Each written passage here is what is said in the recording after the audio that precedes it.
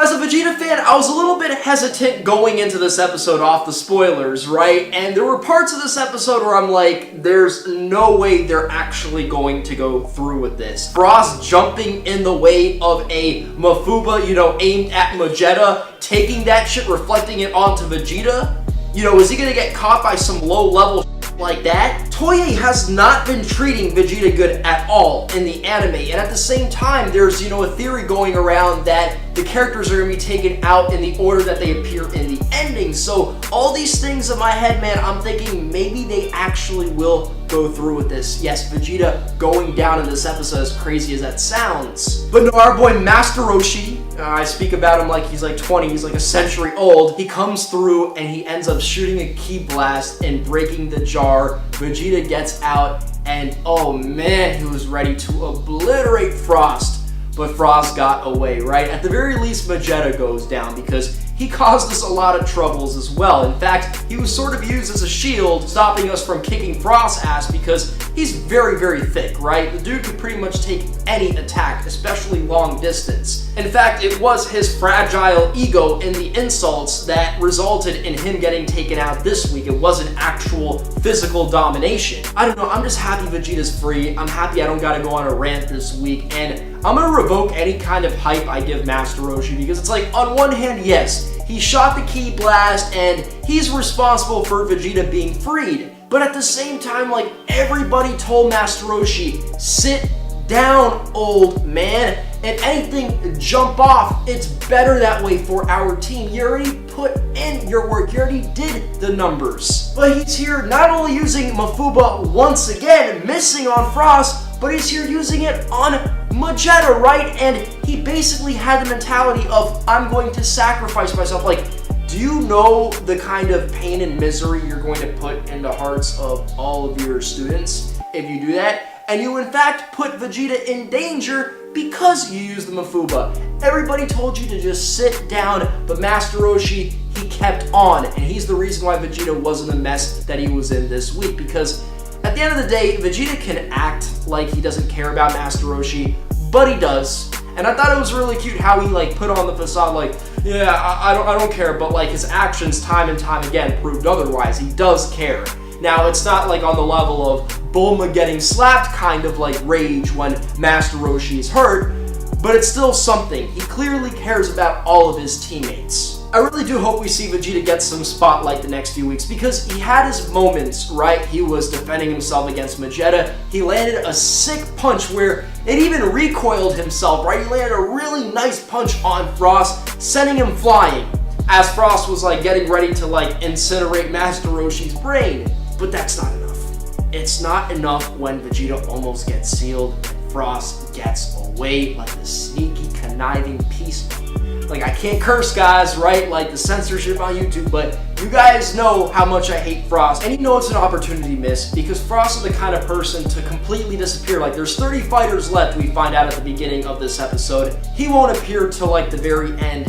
He won't appear until he could take advantage of somebody weak. Why else would he target Master Roshi, right? And keep in mind, it was actually planned from the start that he would basically try and do some very sneaky stuff. Something that Champa and Vados had basically cracked a deal with them, regarding like his crimes. We could, exonerate you of all charges if you basically like put up some numbers for the team. And that's what he was trying to do, targeting Master Roshi. But a part of me just wanted to see the end of Frost. Like, I am not satisfied with Vegeta. I wish Vegeta went Super Saiyan Blue earlier on because he was there struggling in, Super Saiyan Golden Haired form or in base form. And it's like, no wonder dude got sealed by the Mafuba. Because if he was in Super Saiyan Blue, you'd think that he would get trapped into the Mafuba. I don't think so, right? Even if Frost would reflect that onto Vegeta, I feel like he could have gotten away. It would have missed him. I really do hope we see Vegeta again the next few weeks, and I even have a theory about him and Hit possibly teaming up because Frost and Frieza team up. Now, Frost seems a lot more loyal to Universe 6 than Frieza does to Universe 7, and I'm guessing because Frost, at the end of the day, he probably hates the members on his team, but he doesn't hate them as much as Frieza hates some of the, characters on his squad. So that's the big difference. I'm wondering how things will work out. Those two are sneaky vermin. They'll probably make enemies out of everybody eventually. probably even the Pride Troopers, maybe even your Ribrians, right? And they would deserve getting, completely butt stomped together, right? I would love to see that. Now, that's not a confirmation for Hit and Vegeta working together. That's just me speculating because it would make sense to some degree. But at the same time, it's not like those two respect each other like Goku and Hit respect each other. There isn't that same history there. What if there was an alternative ending? What if Vegeta was freed, but he was freed only to witness Master Roshi's death? To what extent would that trigger him? That really gets me curious, guys. Leave me your thoughts in the comment section below regarding that, because I feel like that situation would allow us to truly understand how much Vegeta has changed as a person. We get a lot of hints. We see he cares about his family and his universe as an extension of his family, but how much would he truly care about someone like Master Roshi if he got killed by someone like Frost? And keep in mind, Frost has disrespected him multiple times, lied to him multiple times. In fact, it was really similar to the scene we got in Resurrection F with Frieza basically destroying the entire planet as a result of his defeat. It was very similar, except Frost does not have the power to actually do that. It kind of sucks though, because as Vegeta walks away telling Roshi to eat a sensu bean, you have freaking Goku and Ribrian about to go at it, and it's like, I'm not trying to see that. I'm sorry, right? Like, after what we saw at the beginning of the episode with JIREN,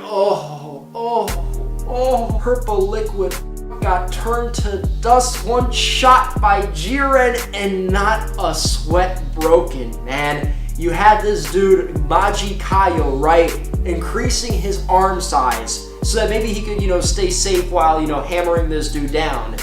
Come on, man, what are we supposed to think about that when up until this point the Saiyans have struggled their ass in this tournament, including Vegeta, who nearly got sealed by the Mafuba, and JIREN there just standing, observing, not giving a rat's ass about anything going on around him. I feel as if JIREN could take out all 30 fighters in maybe 5 minutes if he wanted to, right? Hop between fighter to fighter and just wipe them out. This boat couldn't do a thing, right? He was getting trapped in that purple goo. He ultimately fell back and he let JIREN take care of this mess. And all of this really makes me feel like, damn, so they do Dispo kind of dirty in this fight, against this, purple gooey fuck, right? And granted, I feel like that makes more sense because they should be, relatively on the same level. But when you have someone like Hit with the time skip struggling against Dispo, this fight really undermines Hit for me. Like, okay, so Dispo's struggling against purple goo who got, blasted off like nothing. What does that say about Hit, who was struggling against Dispo? You know what I mean? Who was getting double teamed, like Goku had to step in. People get tired of me saying that, like, Double 4, Hit would have handled Dispo eventually, true, but he struggled a lot. A lot more than Dispo struggled in this fight against this purple goof who got, wiped out in 1 second. That being said, what a relief of an episode this week. I absolutely despise Frost, and I'm honestly starting to hate Champa. Like, you're really concerned about Universe 7 right now. Like, I know it's your twin universe or whatever, but why don't you just worry about the well-being of your fighters and fighting, a bunch of different universes, not just Universe 7. Like, Universe 7 isn't your greatest threat right now, especially if you pull your forces back and you let everyone else fight it out, right? That would be the smarter strategy. And if I can leave this, episode out on one note, is that the animation did seem a little bit sluggish at times, especially during the Mafuba scene. Best moment of the episode was that